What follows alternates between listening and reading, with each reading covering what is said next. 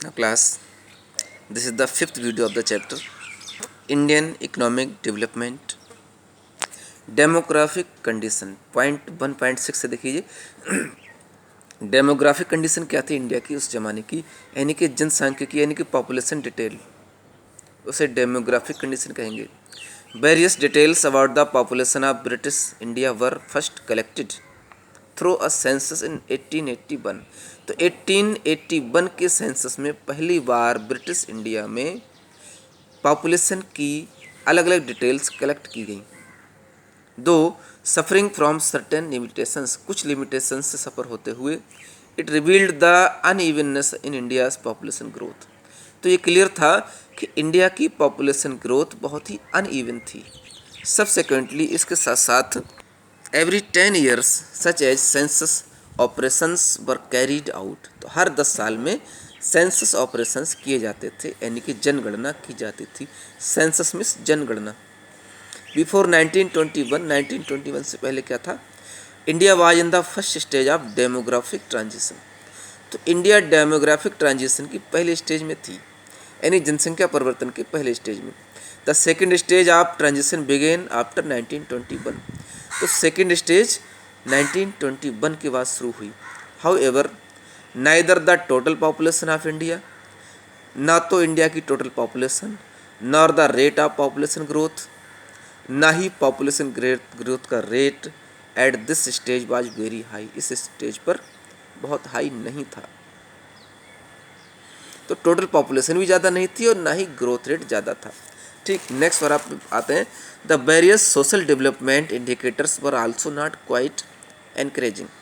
तो कई तरह के सोशल डेवलपमेंट इंडिकेटर्स होते थे जो ये भी क्वाइट एनकरेजिंग नहीं थे, यानी कि इनको और ज़्यादा बढ़ावा नहीं दिया जा रहा था। The overall literacy level was less than. तो ये तो सोशल इंडिकेटर है। तो ओवरऑल लिटरेसी रेट 16% से भी कम था। आउट ऑफ दिस, इसमें से the female literacy level was at a negligible low of about 7%। तो इस 16 में से फीमेल का रेट केवल 7% था only. Public health facilities were either unavailable to large chunks of population. Public health facilities या तो पॉपुलेशन की बड़ी क्वांटिटी के लिए अवेलेबल नहीं थी, या व्हेन अवेलेबल, जब अवेलेबल थी, वर हाईली इनएडुकेट, बड़ी संख्या में अपर्याप्त थे, इनएडुकेट थे।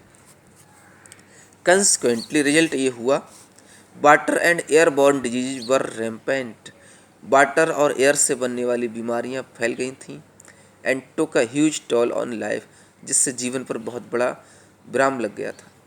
नो वंडर, इसमें कुछ सरप्राइज नहीं होना चाहिए, the overall mortality rate was very high. तो ओवरऑल मोर्टेलिटी रेट बहुत हाई था, यानी मृत्यु दर बहुत तेज थी। एंड इन दैट, और particularly the infant mortality rate was quite alarming, और विशेष रूप से इन्फेंट मोर्टेलिटी रेट पूरी तरह एक खतरे का संकेत था, यानी बाल मृत्यु दर इसे कहते हैं, infant mortality rate about 218 per thousand, in contrast to the present infant mortality rate of 63 per thousand. तो वर्तमान का इन्फेंट मोर्टेलिटी रेट हम देखते हैं प्रेजेंट का, यानी कि बाल मृत्यु दर 63 पर थाउजेंड पर 63 है, जो कहीं उस समय 218 लोग बच्चे थे 1000 बच्चों पर, यानी उस समय 1000 बच्चों पर मरने वाले बच्चों की संख्या थी 218 और आज 63 है only. Life expectancy was also very low. तो लाइफ एक्सपेक्टेंसी भी बहुत लो थी, यानी कि जीवन एवरेज लाइफ जो एज कही जाती है वो लाइफ एक्सपेक्टेंसी कही जाती है, 32 ईयर्स थी उस समय, और करंट के 63 ईयर्स के कंपैरिजन में आज 63 ईयर्स है इंडिया का life expectancy rate. In the absence of reliable data, एक सही डाटा की एब्सेंस में, रिलायबल यानी कि एक भरोसेमंद data, it is difficult to specify the extent of poverty at the time.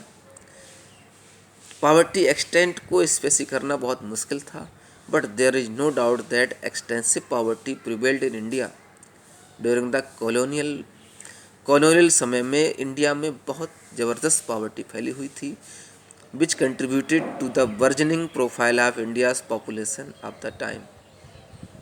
जिसने इंडिया की पॉपुलेशन, उस समय की पॉपुलेशन को बहुत ही वर्जनिंग प्रोफाइल का रूप दे दिया था। ठीक, नेक्स्ट जो पॉइंट है देखिए, ऑक्यूपेशनल स्ट्रक्चर 1.7, ऑक्यूपेशनल स्ट्रक्चर यानी कि काम में लगे हुए लोगों का इसकी संरचना, यानी कि कौन कौन से पर्सन किस बिजनेस में लगे थे। ड्यूरिंग द कॉलोनियल पीरियड के समय में the occupational structure of India का व्यावसायिक संरचना क्या थी। देखिए, distribution of working persons across different industries, तो अलग अलग इंडस्ट्रीज में वर्किंग पर्सनस का डिस्ट्रीब्यूशन एंड सेक्टर्स, अलग अलग सेक्टर्स में ये दिखाते थे। Showed little sign of change की बहुत ही कम गुंजाइश दिखती थी। The agricultural sector accounted for largest share of work force, तो वर्क फोर्स का सबसे बड़ा शेयर एग्रीकल्चर सेक्टर में था, जो लगभग 70 से 75% था। यानी कि 75% लोग खेती में लगे थे और बाकी लोग अलग अलग इंडस्ट्रीज में थे जो चेंजिंग नहीं हो रहे थे। While the manufacturing and service sectors का रेट केवल 10 से 15 और 20% के बीच था। यानी 10 से 20% के बीच लोग ही केवल थे जो सर्विस सेक्टर में वर्क कर रहे थे। Another striking aspect was the growing regional variation, तो दूसरा ये एक स्ट्राइकिंग एस्पेक्ट था जिससे कि रीजनल वेरिएशंस बढ़ रही थी। Parts of the then Madras presidency, तो मद्रास प्रेसिडेंसी का जो पार्ट था प्रेजेंट डे में देखिए तमिलनाडु, आंध्र प्रदेश, केरला और कर्नाटक इसमें शामिल है। They had and Bombay and Bengal witnessed a decline of the dependence of the work force on agricultural sector, तो ये जो एरिया था इसमें लोगों के वर्क फोर्स, जो पब्लिक का जो फोर्स था, पब्लिक काम करने वाली थी, एग्रीकल्चर सेक्टर पर डिपेंड होना इन्होंने कम किया इस एरिया के लोगों ने। With the commensurate increase in the manufacturing and the service sector, तो जब मैन्युफैक्चरिंग और सर्विस सेक्टर में इंक्रीमेंट हुआ था तो इन लोगों ने अपनी खेती पर डिपेंडेंसी को कम कर दिया। There had been an increase in the share of work force in agriculture during the same time, तो सेम टाइम उड़ीसा, राजस्थान और पंजाब के एरियाज में वर्क फोर्स, खेती में काम करने वाले लोगों की संख्या भी बड़ी थी। तो एक मिला जुला असर था इस सब चीज़ का, लेकिन ओवरऑल देखा गया तो 70 से 75% लोग फार्मिंग में थे, बाकी अदर सेक्टर्स में लगे थे।